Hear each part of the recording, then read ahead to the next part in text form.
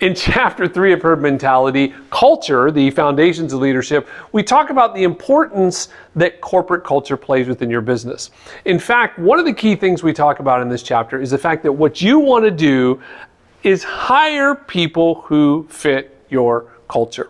Now, we kind of dismiss this and it gets ignored a lot because our focus truly is on experience. So if I'm posting a job and I have resumes come in, this person has 20 years of experience, man, that's the one I want to take, right? I've watched too many companies make this mistake where what they focused on was the number of experiences. It's hard even to know just from a resume what that person's resume is. Black and white. You need the color commentary that comes with an interview, with a conversation, right? More importantly, you need to know, does the core values of that individual that they come to the business with match the core values of your company? Let me give you a great example. Let's say that you're hiring for a sales role. You need a VP of sales. And so the person that you're looking at is somebody who's been a rock star, man. They were #1 salesman here. They rocked it over here. They have a strong career. And you think, man, this is what we want. So you bring them in, and sure enough, they start turning sales around. But they do that by working a 70-hour work week, 7 days a week, requiring that of your team.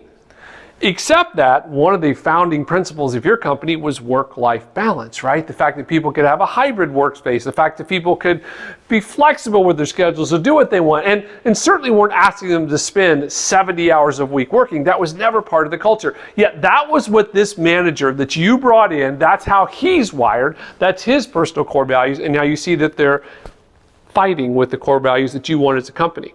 Now, one or two things are going to happen. Either he's going to start to dilute your corporate culture and those things no longer matter to you, or these people who have been loyal to you and been working with you because of that corporate culture start to bounce. They start to bounce. And so you get this spike. It helps, but then it starts working its way down, and then until suddenly things fall apart. And now you have two issues. One is I got to rebuild my sales team, and two, I have damaged my culture. Now, I'm not saying experience isn't important. What I am saying is that we have to be very careful to make sure that the core values of that person match our core values, right? Because here's the thing. I can't train integrity, all right? Now, I could train somebody about my products. They may not have the most product knowledge about what we sell or what we do, and I could train that, but I can't train them to be nice. That was their parents' job, right? I remember an old story when they were talking about at the hotel and they were walking through and they said, how do you get all your people to smile? And the hotel owner goes, well, I just hire people who smile. There's no training on smiling, right? It's just people who smile.